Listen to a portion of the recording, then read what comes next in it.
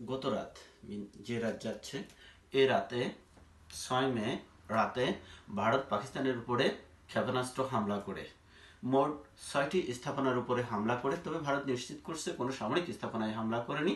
তারা বলতে চেয়েছে শুধুমাত্র জঙ্গি স্থাপনাগুলোতে হামলা করা হয়েছে। যা পেহেলগামে যে জঙ্গি হামলা হয়েছিল, 26 জন ভারতীয় মারা গিয়েছিল, তারই প্রতিশোধ হিসেবে তারা এই হামলা করছে বলে জানিয়েছে। এছাড়াও বেশ কিছু নিউজে বলছে যে পাকিস্তানের প্লেনও ভূপাতিত করছে ভারতীয় সেনাবাহিনী বলে ভারতীয় মিডিয়াগুলো বলছে। এই হামলার জবাব দিতে চেয়েছে পাকিস্তানের প্রধানমন্ত্রী বলছেন কাপুরুষোচিত হামলা করছে ভারত, এবং ভারতে হামলা করছে পাকিস্তানি প্রথম এই নিউজটা প্রচার করে প্রথম। তো পরবর্তীতে ভারতীয় মিডিয়াগুলো বা ভারতীয় সেনাবাহিনী এটাকে স্বীকার করে এবং তারা স্বীকার করে নেয়।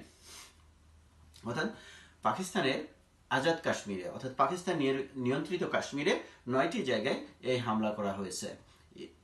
এই হামলার কঠোর জবাব দেবে বলে জানিয়েছে পাকিস্তান। 48 ঘন্টা থেকে 72 ঘন্টার মধ্যে তারা জবাব দিবে। কিছু কিছু মিডিয়া বলছে যে অলরেডি তারা হামলা করেছে, তবে অথেন্টিক কোনো নিউজ পাওয়া যায়নি।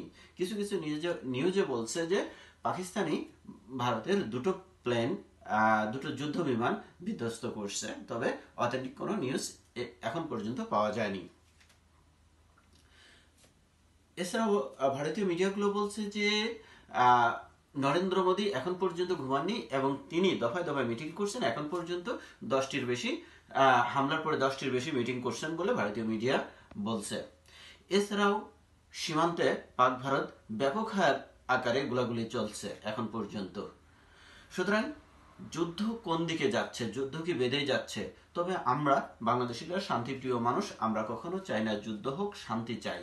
দু দেশই পারমাণবিক শক্তিধর, দু দেশের যুদ্ধ বাঁধলে বা যুদ্ধ বড় আকারের হলে বা পারমাণবিকের দিকে গেলে ব্যাপক ক্ষয়ক্ষতি হবে, যেহেতু দুটো কান্ট্রি পারমাণবিক শক্তিধর রাষ্ট্র। সুতরাং যুদ্ধ নয়, শান্তি চাই, শান্তি আসুক পৃথিবীতে। সবাই ভালো থাকুন, সুস্থ থাকুন। অন্য এক সময় অন্য একটা বিষয় নিয়ে আসবো। আল্লাহ হাফেজ।